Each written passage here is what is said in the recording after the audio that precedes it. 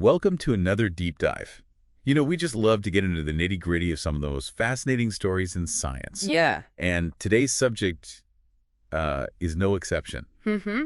We're talking about Lord Kelvin, a true titan of 19th century science. Absolutely. You reached out wanting to know more about him, especially his impact on thermodynamics. Right. So we're going to be cracking open a biography all about Lord Kelvin's incredible scientific journey. I think you'll find it's a really fascinating story.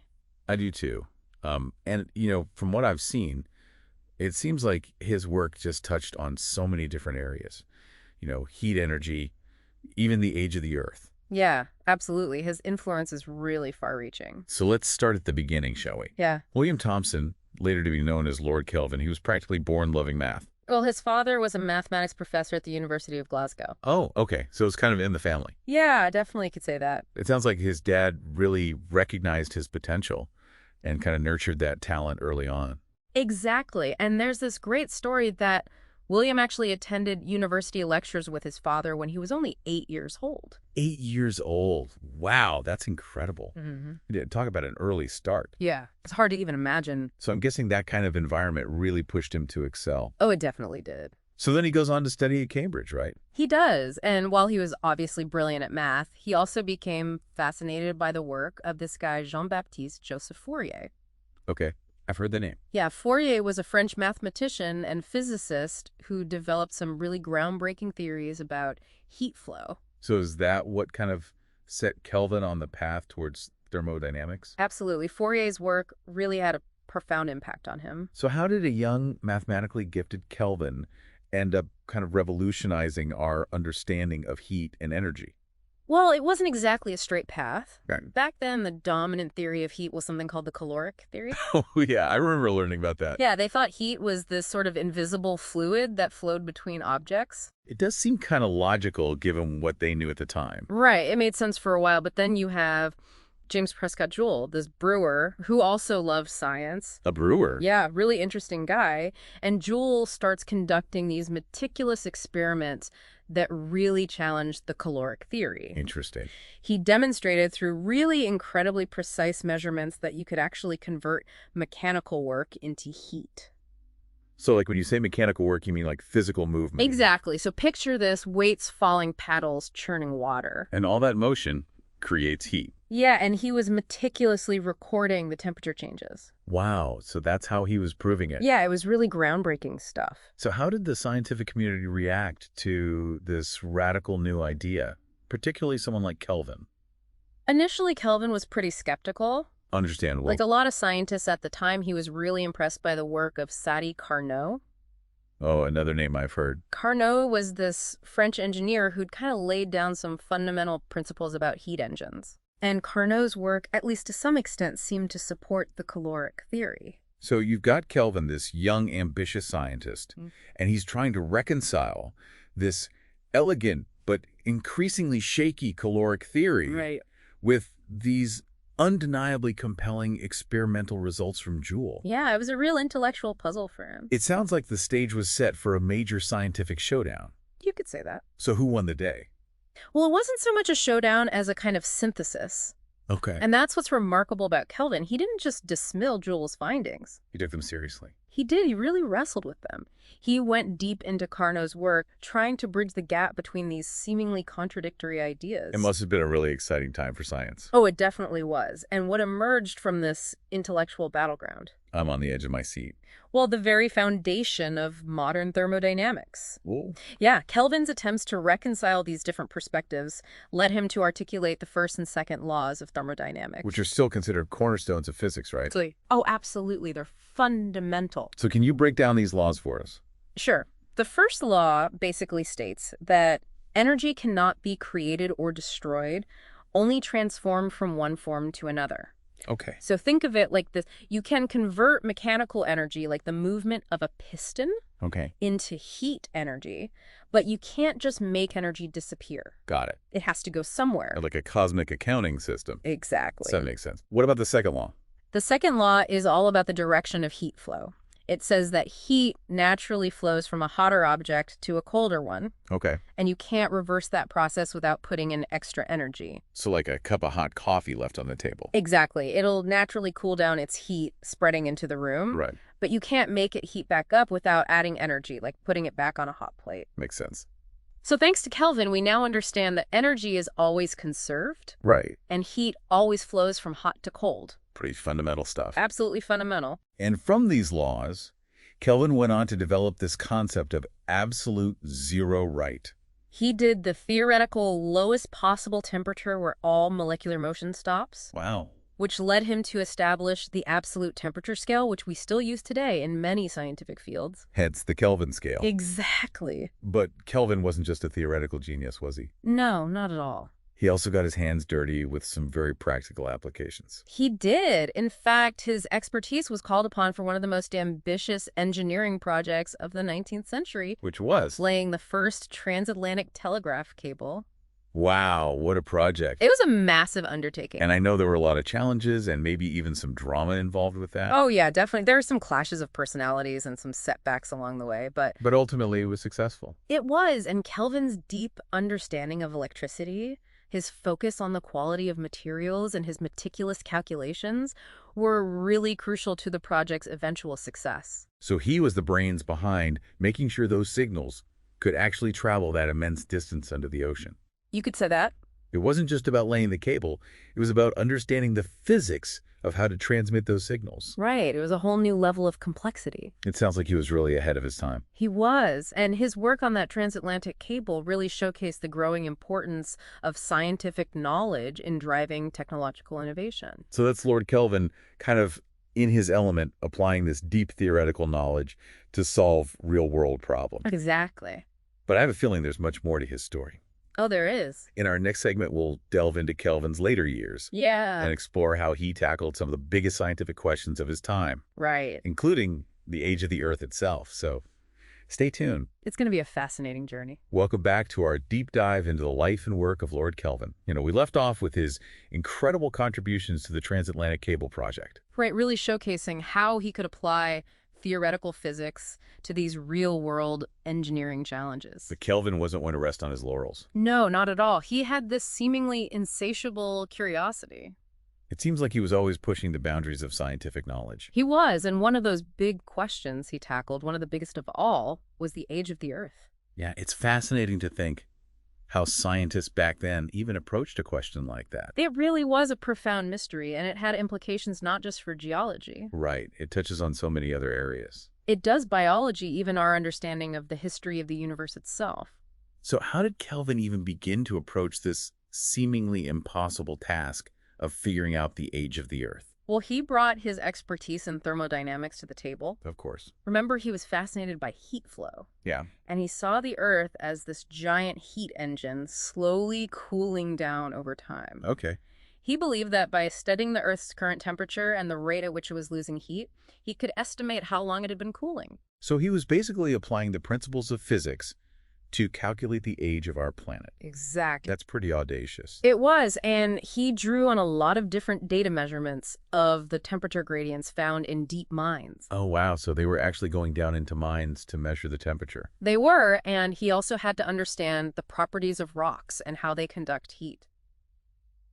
So what kind of time scale did his calculations point to? Well, his estimates actually varied over the years, Okay. As he refined his models and incorporated new data. Right. But generally speaking, his calculations suggested an age for the Earth that was much younger than what many geologists and biologists at the time believed. Oh, really? So his calculations were kind of controversial. They were very controversial. So how much younger are we talking? His estimates ranged from around 20 million to 100 million years old. Okay. Which was significantly shorter than the hundreds of millions or even billions of years that some scientists were proposing based on their observations of geological formations and the fossil record. So his calculations were in direct conflict with what a lot of people thought at the time.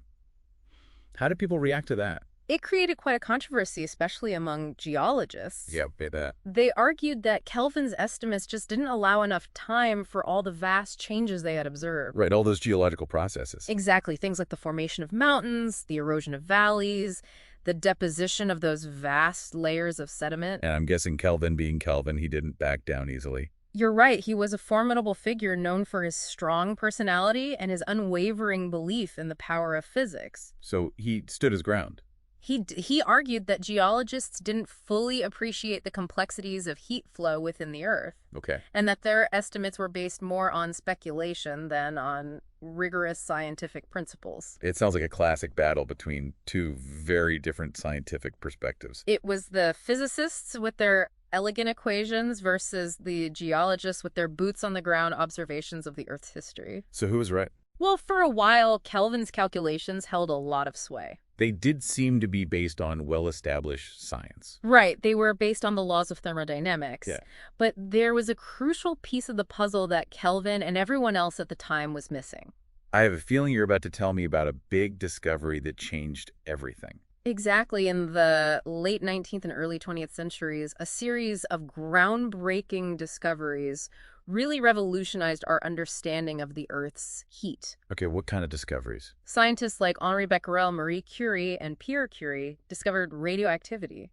Radioactivity. Yeah. How did that impact the whole debate about the Earth's age? Well, it turned out that the decay of radioactive elements within the Earth's interior was a major source of heat. Ah, okay, so the Earth wasn't just cooling down from its initial molten state. Right. It was being constantly supplied with this internal heat. Exactly, and that was something that Kelvin couldn't have known about at the time. So it was a missing piece of the puzzle. It was a huge missing piece, and it meant that the Earth was much, much older than he had calculated. How did Kelvin react to this new information? Well, it's said that he eventually came to accept that radioactivity had indeed overturned his calculations. Okay.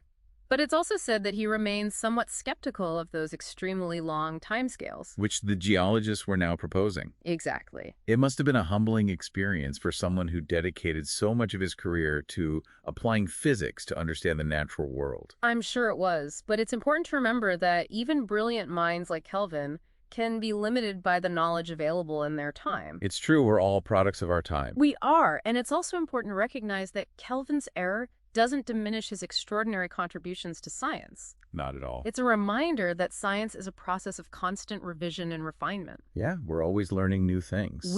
New discoveries can challenge our most cherished theories and force us to reevaluate our understanding of the universe. And sometimes it's those unexpected results, the ones that don't fit our expectations, that lead to the most profound shifts in our understanding.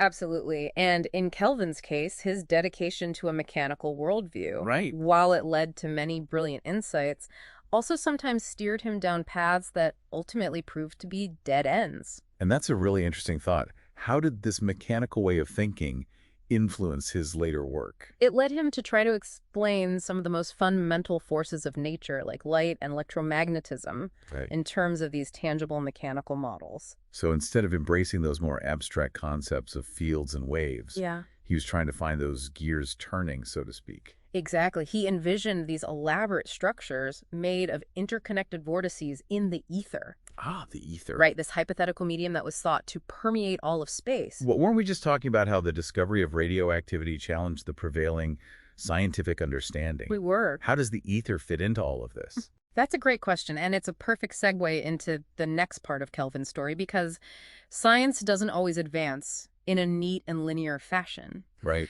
New discoveries often challenge old ideas, but those old ideas can sometimes linger for quite a while. Right, even when the evidence starts to stack up against them. Exactly, and even though the concept of the ether was starting to come under scrutiny, Kelvin was still holding on to it, at least for a while. Trying to make it work. He was, and his attempts to explain light and atoms in terms of these mechanical models, while ultimately unsuccessful, they provide a fascinating glimpse into how scientific thought was evolving in the late 19th century. And we'll explore those ideas in more detail in our next segment. And we're back continuing our deep dive into the later years of Lord Kelvin's life and work. We were just discussing how his dedication to a mechanical worldview kind of persisted, even as some of those ideas were being challenged. It's a great example of how deeply ingrained certain scientific concepts can be, even in the most brilliant minds. Right, and we were specifically talking about the ether. Right, that hypothetical medium that scientists once thought filled all of space. allowing light to travel. It did seem like such a reasonable idea at the time. It did. I mean, they knew that sound waves needed a medium to travel. Right, like air or water. Exactly. So it seemed logical to think that light being a wave would also need some sort of medium to propagate. But the ether turned out to be a bit more elusive than they expected. It did, and those attempts to prove its existence actually led to some really groundbreaking experiments. You're talking about that famous Michelson-Morley experiment. Exactly. They were trying to detect something called the ether wind. Okay. The idea was that as the Earth moves through space, it would be plowing through this ether, creating a kind of headwind. So like a boat moving through water. Exactly. They thought there should be some detectable effect. But there wasn't.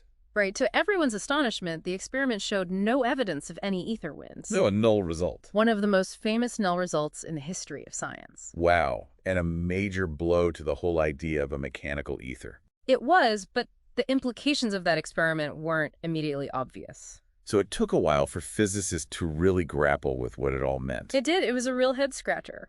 So even as the evidence against the ether was mounting, Kelvin was still trying to use it to explain things like light and even atoms. He was really attached to this idea, and one of the most intriguing and ultimately unsuccessful attempts was his model of the atom as a vortex in the ether. A vortex atom, and it sounds kind of cool when you put it that way. It does have a certain elegance to it. Imagine these tiny swirling whirlpools in the ether, each one representing an atom. Okay, I can see it. He was inspired by the work of Hermann von Helmholtz. Okay. This brilliant German physicist who had studied the behavior of vortices in fluids. So he was looking at actual physical whirlpools. Right, and he saw these stable swirling patterns as a possible explanation for the structure of matter. I can almost picture Kelvin in his lab, creating these miniature whirlpools and trying to figure out how they could give rise to the properties to different elements.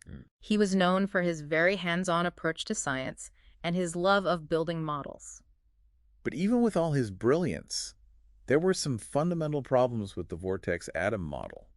But Kelvin eventually realized that his vortex atoms were inherently unstable. Oh, so they wouldn't last very long. No, they would tend to kind of dissipate over time, which obviously didn't match up with the fact that, matter is generally quite stable. So another scientific dead end. It was, but even at his failures, Kelvin really showed a remarkable willingness to explore these unconventional ideas. Right, he wasn't afraid to think outside the box. He wasn't, and he really pushed the boundaries of scientific thinking. And it reminds us that even the most brilliant scientists, they can get things wrong sometimes. They can, and that's okay. It's part of the process. Exactly. Science is about constantly testing our ideas and being willing to change our minds when the evidence demands it. And sometimes it's those unexpected results, the ones that don't fit our expectations, that lead to the most profound shifts in our understanding. So as we kind of wrap up our exploration of Lord Kelvin's life and work, what are some of the key takeaways? I think Kelvin's story is a real testament to the power of human curiosity, and the importance of applying rigorous scientific principles to understand the world around us. And he made such groundbreaking contributions,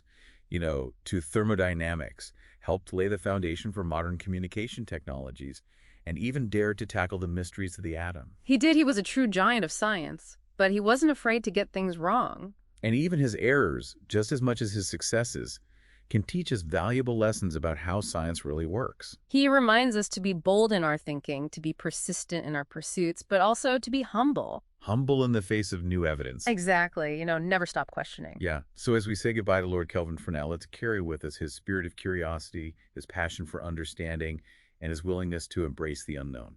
And let's remember that the journey of scientific discovery is never truly over. It's ongoing. There are always new questions to ask, new mysteries to solve, and new wonders to uncover. Thanks for joining us on this deep dive into the life and work of Lord Kelvin. It's been a real pleasure exploring his story with you. It has been.